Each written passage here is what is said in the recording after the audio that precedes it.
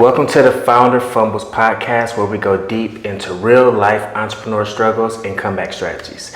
I'm your host, Dahmari Taplin, and today we have my boy, Christian Martinez. Thanks for having me, man. For sure. So Christian is the founder and CEO of Denver Kickboxing and Fitness. He's an advocate for wellness and mental health. More than a founder, Christian is expressing art and wellness through martial arts and kickboxing. Whew, okay, got through that. That's kind of the toughest part for me. But after that, we should be good. Cool. But anyway, what's been going on with you, man? I know you just took over the gym, right? Yeah. So basically, we already had kind of Denver Kickboxing, established and everything, but we have more or less merged / taken over with Edge MMA recently. So we got a whole new group of people coming in, everything, have a new spot sort of. So are y'all gonna change the name from Edge MMA to Denver Kickboxing and Fitness? Yes, so everything will be under the umbrella of Denver Kickboxing and Fitness moving forward. Dang. So everything's kind of all in one spot. So you got your own gym now. I do. Instead of having to rent out somebody's spot. Exactly. So you're working somewhere else too, right? Yes, so I also work at Thrive Kickboxing, which is another gym that recently opened up as well, and they're really cool too. Like I love it over there. Yeah, I think I went to Thrive before. Oh, really? Yeah, it was kind of nice. Cool. So how does that work out? Do you you have to have a business to be a coach at those other gyms? Like, how does that work? No, so I've coached at a lot of other people's gyms before. I've been coaching for about 8 years now. Okay. And for Thrive, I just kind of found them through Indeed, where they were looking for new instructors because they recently opened up. Mm-hmm. But no, you don't need to own your own business in order to go teach for these other places. Thankfully, since we're so far apart, physically, there's no competition or anything like that. Right. Plus, we're cool with everyone over there, anyways. So I'm thinking, what gives you the credibility to be able to teach kickboxing? What's your background? So my actual background was more so on the engineering side. I was actually the fat nerdy kid growing up my whole life. You was fat? Oh yeah. I used to weigh 260 pounds. Oh my gosh. Oh yeah. How much you weigh now? Right now I'm at about 195. Okay. Yeah. All right. Finish telling me your background. So I was originally supposed to be an engineer. I was doing a double major of electromechanical engineering. Electric. With a focus in biomedical. Oh, but when I was a year in, I just realized I don't like this. I didn't want to do it for the rest of my life. So I did some odd jobs here and there for a while, and then I got into kickboxing and Muay Thai, and it changed my life forever. What made you go into kickboxing? You just wanted to learn how to fight? You was trying to get in shape, or what? It was a little of both. It was kind of a hectic point in my life. Mm-hmm. Long story short, I ended up getting jumped a few months before I got into everything. Mm-hmm. And the situation, knowing how to fight wouldn't have really helped me because it was 3 dudes and I got hit in the head with a bat, which is why I have the scar on the side of my head. Yeah. But honestly, even looking back, as bad of a situation as it was, I still look at it as one of the luckiest days of my life because A, I didn't have any long-term damage from when I got jumped. And B, it really made me take a look at my life and be okay, what am I doing? What do I want to change? And a few months later, it was about maybe 3 or 4 months later, I ended up finding the kickboxing gym where I started out at and everything. So you was wait, I don't even know how to fight. Right. What if I did want to fight back? I don't even know how to do that. Exactly. Dang, that's crazy. So I was about to say, so have you, how many fights have you had? Because I heard that you trained more but haven't had that many fights. Yeah. So how many fights have you had and stuff? Technically, I actually had my first one about 2 months ago. 2 months ago? Yeah. Okay. You had your first fight 2 months ago? Yep. And you're a kickboxing trainer? Yeah. So you must be very skilled at teaching or something like that. How did you... Because I'm dang, how does somebody become a kickboxing trainer but they haven't had fights or experience teaching? How did you get to that point? So because I've been training people for about 8 years. When I originally got into kickboxing and Muay Thai, I fell in love with it, and I was going 5 or 6 days a week, multiple classes a day, and I've always been more, I'm not naturally super athletic, but if anything, I'm smarter. And I think that has definitely helped me in being able to train other people and everything, because typically I can take a difficult idea or concept and break it down into like some more digestible like instructions to be able to do certain things. Gotcha. Yeah, so you are really good at teaching, basically. I would hope so. How did your first fight go? Could have gone better. To be honest, like I took it more so like on a whim, because when I was originally planning to fight like years ago back home in Boston, I was walking around at like 175 pounds, and I would have fought at around 170 because I'm 5'10", so it, like you know. And for the fight that I did, it was a smoker. Since a lot of people were training for it at the gym, I was like, all right, yeah, I'll kind of join in on it. Wait, you mean smoker means just like pop up? Sort of. A smoker is like an unofficial fight. Like you still go in there, you're still banging it out, right? But it doesn't go on your record or anything. Yeah, so it wasn't like an amateur fight technically. But I went in at 195, and 195 for 5'10" is not great in the fighting, you know, world. So like if anything though, it really lit a fire under me, where right now I'm a lot more focused on like working on some conditioning again and everything. I want to get back down to about 175, 170, and then do another fight at that weight, which would definitely be a lot more favorable for me. Right. Okay. So you doing all this by yourself? Do you have like a business partner, or you're just doing everything by yourself? I do have a business partner. Her name is Suella. She's been a very great help with everything. Like she's helped me out a lot. She actually also runs our kids program over at the gym as well. Oh, dope. So Suella, do I know her? Yes, I'm pretty sure you've met her. Like some of the times when you've come in. Like I'm sure you. Oh, and actually at that like birthday party where we originally met, she was there as well. Okay, and she was there the last day of Edge MMA, the day that I came. The day that you went, yeah, she was there. Okay, she was there too. Okay, yeah, that was her. Cool. So what does she do? What's her like role as far as like your being your partner? So honestly, she does a lot of the things that I don't want to do, to be honest. And operations side of things? Sort of, like, so she'll do a lot of our social media stuff. I'm a dinosaur when it comes to social media stuff. Like I never even had an Instagram until I became a kickboxing coach. Oh my god. Yeah, because like for me, I've never been a social media person. I've never been very popular to begin with, so I'm usually like, whatever. So thankfully, she does a lot of our social media stuff. Sounds like she does all the social media stuff. Yeah, for the most part. Tell her she need to get you on LinkedIn, dude, because you don't even have LinkedIn. I don't have LinkedIn. That's crazy. You got a whole business out there. You don't even got LinkedIn. That's crazy. Yeah. No, that even when you asked me about it, like prior to this, I was just like, oh, okay. Like, you know, maybe I should make one. I always thought LinkedIn was more of a place to go, like find a job. I've never created an account or anything, so I've never even really taken more than like a glance at it. Right. So what type of business skills would you say like you lack, you know, as a CEO, you know? I would probably say the biggest thing was like kind of like the social media outreach stuff, just because probably marketing, even just like financial backing, because I've kind of done all of this out of pocket. Right. So that's you mean funding? Yeah, like funding, everything. I'm good at math, so at least that I can typically like actually look at the month, be like, okay, what direction are we heading in? Like, what do I need to look for? Like, what do I need to do and everything? So is your business partner, she doing your financials and stuff too? No, so I take care of that part. But right now it's been mostly like trying to look for funding other than just the actual like sales that we're making. Right. So what are you doing to try to get like funding and stuff like that? I've been applying for grants. We've been doing that, especially now that we've been technically in business for about a year and a half. A lot of the grants, I realized, they would mostly just take into consideration if you were an existing business, so you had to be running for at least a year. So even though I definitely could have used those grants a lot more, like in the beginning when I first started, now I've actually had some more doors kind of open up for me as far as that goes. So where are you applying for these grants? I've mostly just been looking online.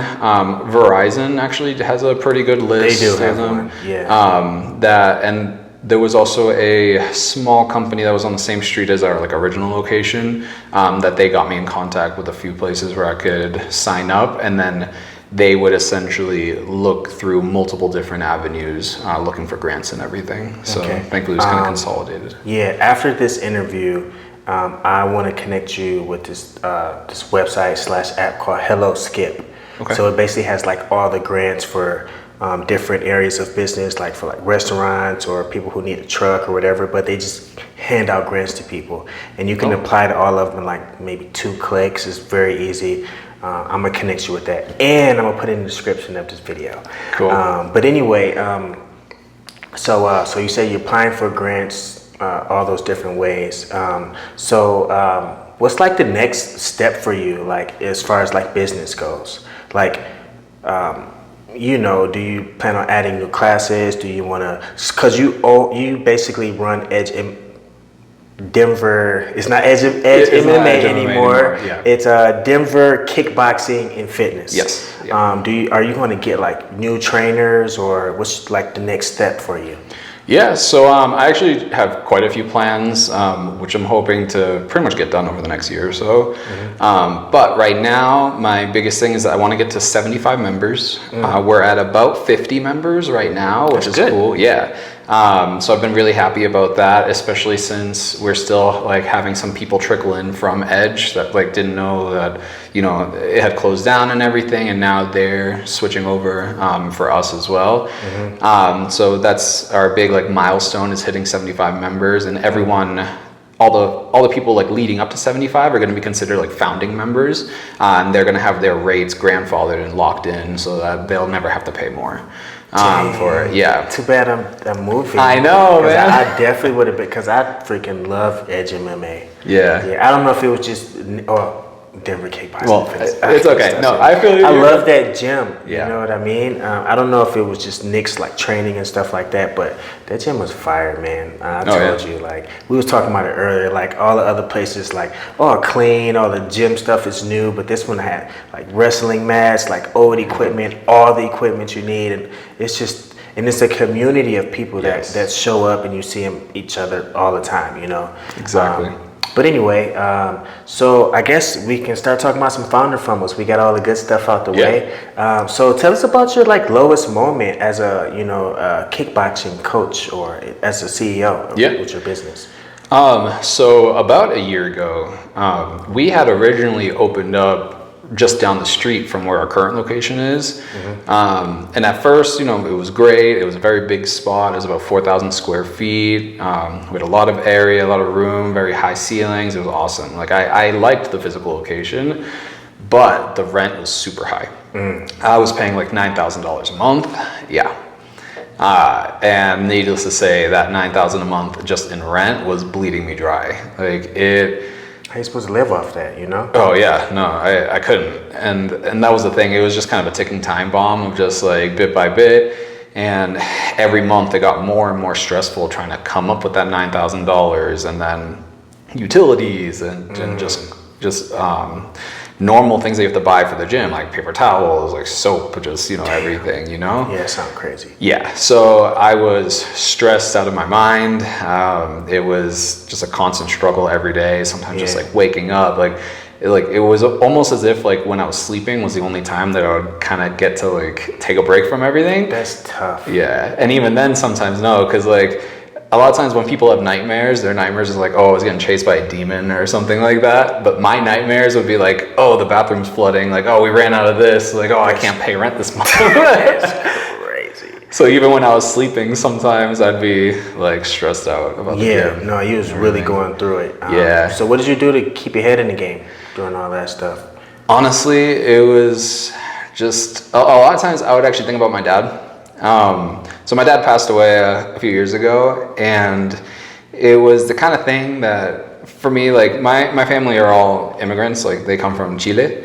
I was born here, but both my parents are from Chile and everything. And I remember his like biggest thing that he wanted for me, he's like, he didn't care like what degree I got, but he wanted me to get a degree, which is why I was in engineering school and everything at first. And thankfully, like before he passed away, we got to talk about a lot. We cleared the air about a lot of stuff, and it was just kind of ironic that we had all those conversations and stuff before he got sick and everything. But I would just think about my dad, and just that I want to make him proud. Just make sure to get in there and do it every day. He left me like a ring of his that was like his family ring. Dang. And on all like my hardest days, I'll just throw the ring on and just be like, all right, I'd pray, just talk to him basically. That's good, and man. yeah, eventually it all kind of worked out.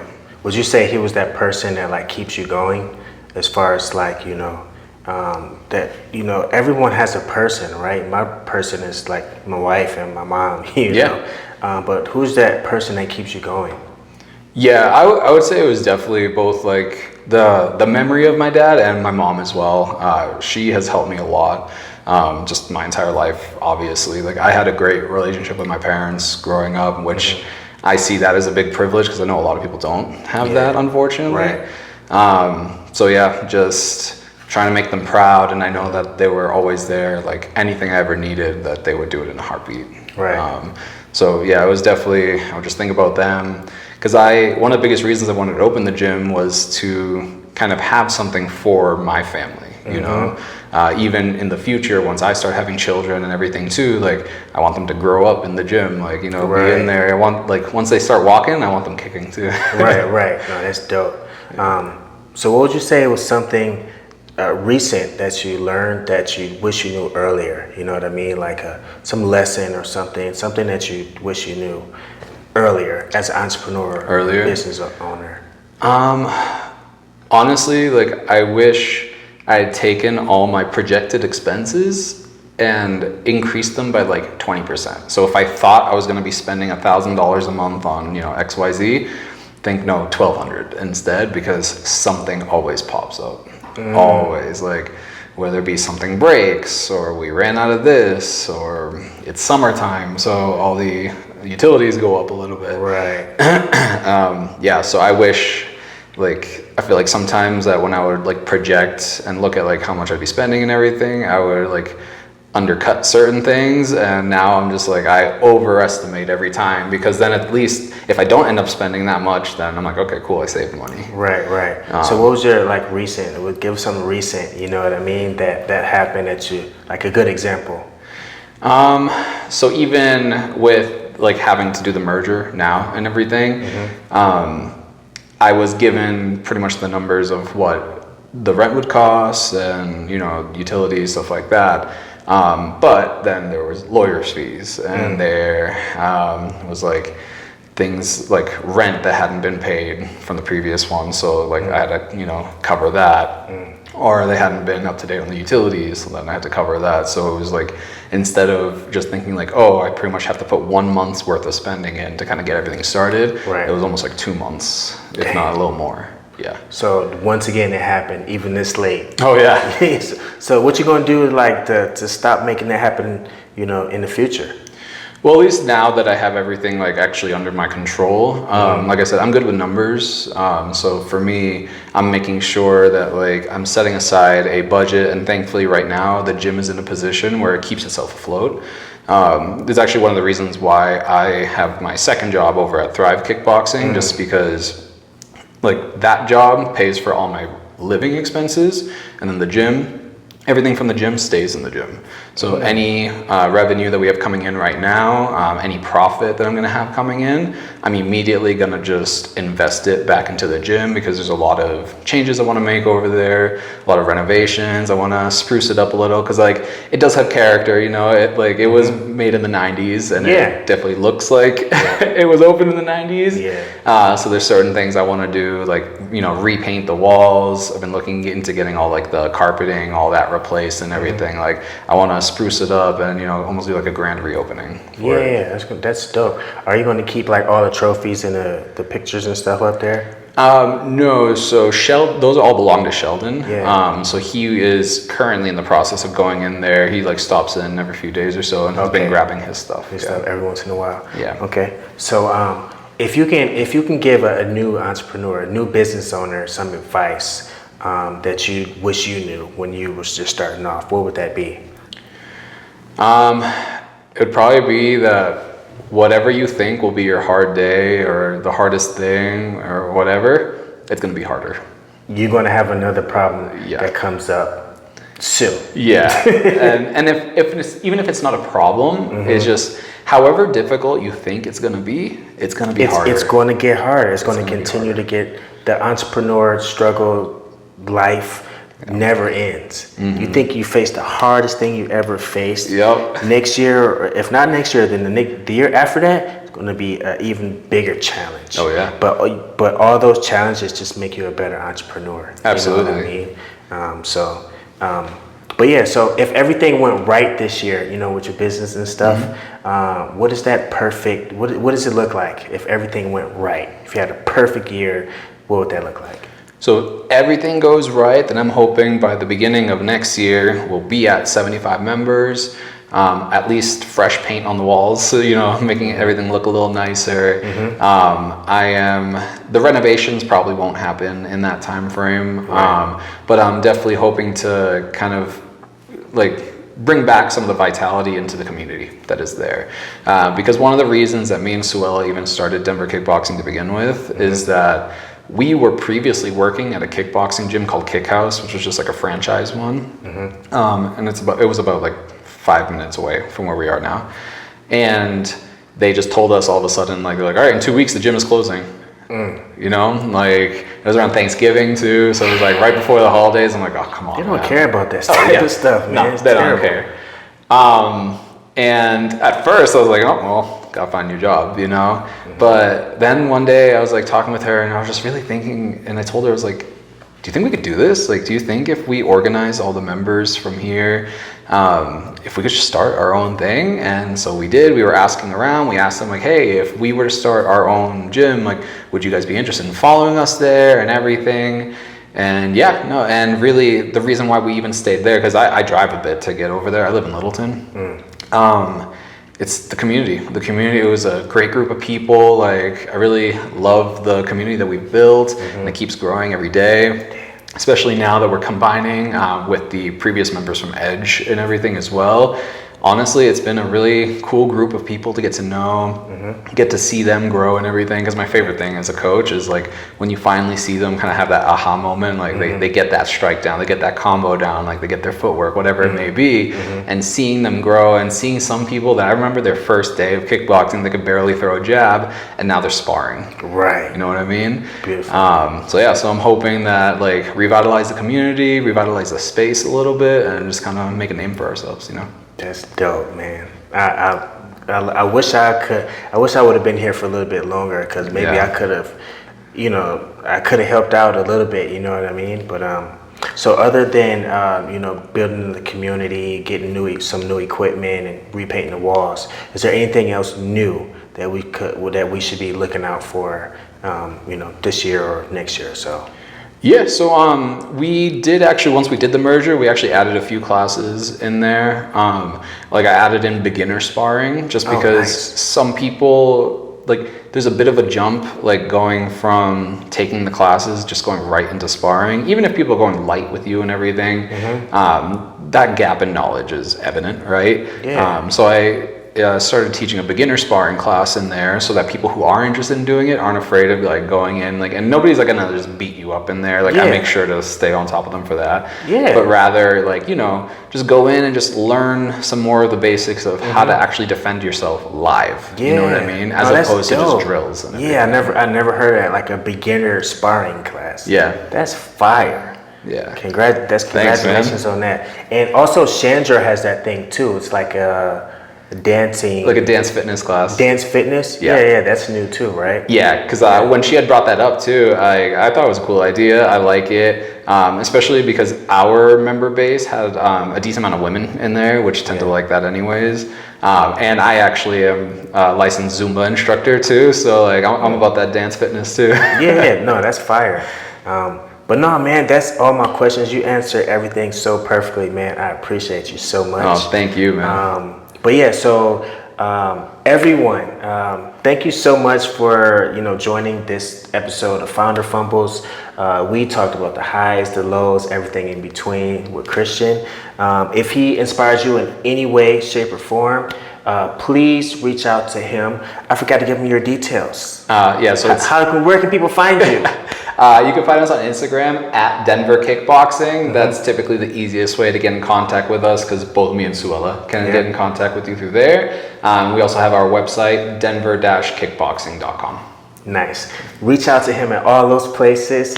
And please, please, please do not forget to like, subscribe, comment, and all that good stuff. So until next time, peace.